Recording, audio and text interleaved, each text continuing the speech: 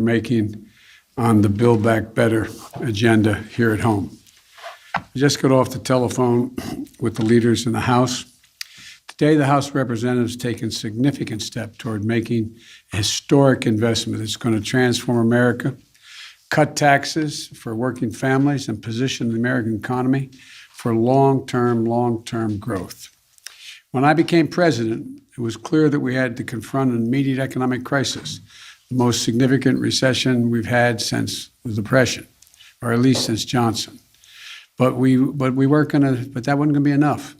We also had to make some long-term investments in Americans and America itself.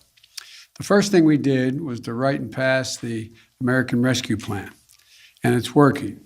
Our economy has added 4 million jobs in my first 6 months in office. Economic growth is up to the fastest it's been, the fastest rate in 40 years, and unemployment is coming down. Right now, our economic growth is leading the world's advanced economies. But to win the future, we need to take the next step. Today, the House of Representatives did just that. Today's vote in the House allowed them to consider my Build Back Better agenda, a broad framework to make housing more affordable, bring down the cost of prescription drugs by giving Medicare the power to negotiate lower prices for drugs, make elder care more affordable, provide 2 years of free universal high-quality pre-K, and 2 years of free community college, provide clean energy tax credits, continue to give the middle-class families the well-deserved tax cut for daycare and health care that they deserve, allowing a lot of women to get back to work primarily, and provide significant monthly tax cuts for working families with children through the child care tax credit. These investments are going to lower out-of-pocket expenses for families and not just give them a little more breathing room. In addition, we're going to make long overdue, much needed investments in basic, hard infrastructure of this nation. This is an area where we have broad bipartisan agreement to invest in our antiquated roads, highways, bridges, transit, drinking water systems, broadband, clean energy, environmental cleanup, and making our infrastructure more resilient to the climate crisis, and so much more. And this is all paid for. Instead of giving every break in the world to corporations and CEOs, by the way, 55 of our largest companies in America paid $0 in federal taxes on more than $40 billion in profit last year. We can ask corporations and the very wealthy just to pay their fair share. They can still be very wealthy, they can still make a lot of money, but just begin to pay their fair share. So we can invest in making our country stronger and more competitive, create jobs and raise wages, and lift up the standard of living for everyone. The bottom line is, in my view, we're a step closer to truly investing in the American people, positioning our economy for long-term growth, and building an America that outcompetes the rest of the world. My goal is to build an economy from the bottom up and the middle out, not just the top down. And that's what we're on our way of doing. Look, I want to thank Speaker Pelosi, who was masterful in her leadership on this, and Leader Hoyer and Whip Clyburn and Chairman DeFazio, the entire House leadership team, for the hard work, dedication, and determination to bring people together so we can make a difference in people's lives. I also want to thank every Democrat in the House who worked so hard over the past few weeks to reach an agreement and who supported the process for House consideration of the Jobs and Infrastructure Plan, the Build Back Better effort. There were differences, strong points of view. They're always welcome. What is important is that we came together to advance our agenda. And I think everyone who did that, I think everyone who did it was there. Look, I also want to thank everyone who voted to support the John Lewis Voting Rights Act.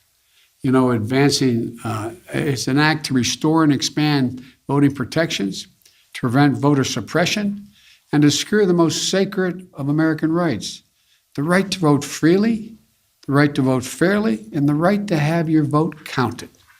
The House has acted. The Senate also has to join them to send this important bill to my desk. And the Senate has to move forward on the People's Act, critical legislation to protect our democracy and the right to vote. We need both of those election bills. But let me now turn to Afghanistan. I've met this morning with my counterparts in the G7. as well as heads of the United Nations, NATO, and the European Union. I express my thanks for the solidarity we have seen as we've stood up an unprecedented global effort. I updated our partners on the significant progress we made in the past 10 days. As of this afternoon, we've helped evacuate 70,700 people just since August the 14th, 75,900 people since the end of July. Just in the past 12 hours, another 19 U.S. military flights, 18 C-17s and 1 C-130 carrying approximately 6,400 evacuees, and 31 coalition flights carrying 5,600 people have left Kabul just in the last 12 hours.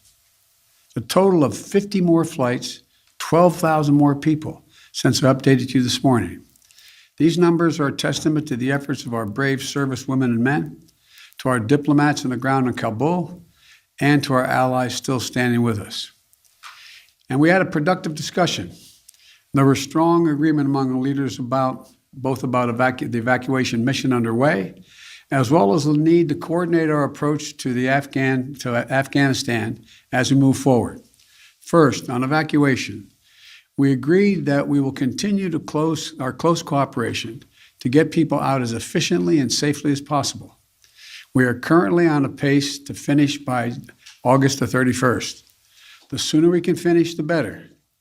Each day of operations brings added risk to our troops, but the completion by August 31st depends upon the Taliban continuing to cooperate and allow access to the airport for those who we're transporting out and no disruptions to our operations.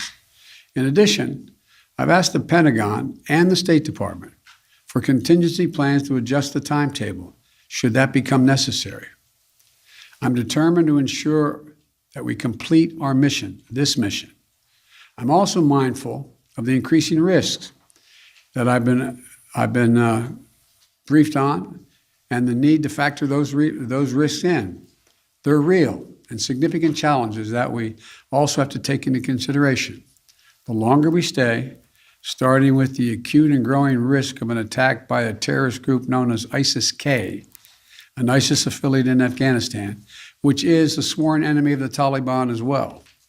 Every day we're on the ground is another day we know that ISIS-K is seeking to target the airport and attack both U.S. and allied forces and innocent civilians. Additionally, thus far, the Taliban have been taking steps to work with us so we can get our people out. But it's a tenuous situation. We're already had some gunfighting break out. We run a serious risk of it breaking down as time goes on. Second, the G7 leaders and the leaders of the EU, NATO, and the UN all agreed that we will stand united in our approach to the Taliban. We agreed the legitimacy of any future government depends on the approach it now takes to uphold international obligations, including to prevent Afghanistan from being used as a base for terrorism. And we agreed that none of us are going to take the Taliban's word for it. We'll judge them by their actions, and we'll stay in close coordination on any steps that we take moving forward in response to the Taliban's behavior. At the same time, we renewed our humanitarian commitment to the Afghan people and supported a proposal by the Secretary General Guterres of the United Nations-led international response with unfettered humanitarian access in Afghanistan. Third, we talked about our mutual obligation to support refugees and evacuees currently fleeing Afghanistan.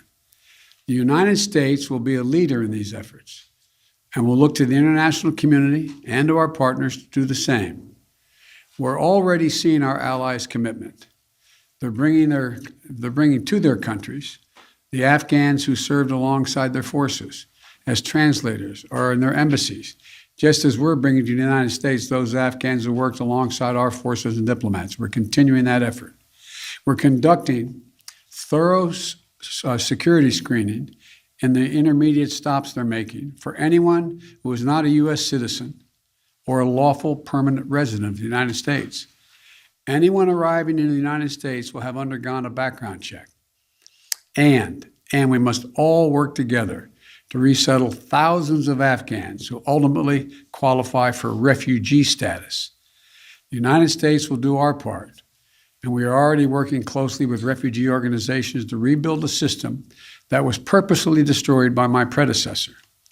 Finally, we agreed to stay vigilant against terrorist threats that have metastasized around the world. We went to Afghanistan with our allies in 2001 for clear reasons. One, to get the people who attacked us on 9/11 and to get Osama bin Laden, and to make sure that Afghanistan was not used again as a base from which to attack the United States or our allies. We achieved that objective. We delivered justice to bin Laden more than a decade ago. But the current environment looks very different than it did in 2001. And we have to meet the challenges we face today. We run effective counterterrorism operations around the world, where we know terrorism is more of a threat than it is today in Afghanistan, without any permanent military presence on the ground. And we can and will do the same thing in Afghanistan with our over-the-horizon counterterrorism capability. Cooperation with our closest partners on our enduring counterterrorism mission will continue to be an essential piece of our strategy. In short, we all of us agreed today that we're going to stand shoulder to shoulder with our closest partners to meet the current challenges we face in Afghanistan, just as we have for the past 20 years. We're acting in consultation and cooperation with our closest friends and fellow democracies. And I want to again thank all of our allies and partners around the world who have rallied in support of our shared mission. We ended the conversation today by a clear statement on all of our parts. We are going to stay united, locked at the hip in terms of what we have to do. We'll get that done. And tomorrow, I've asked Secretary Blinken to give you an update and a detailed report on exactly how many Americans are still in Afghanistan, how many have gone out, and what our projection is. So thank you again. May God bless you, and may God protect our diplomats and all those in harm's way. Thank you. Mr. President, can you guarantee every American will be out before the troops leave? Sanctions, Can you Mr. President, guarantee? did sanctions come up at all in the G7 meetings?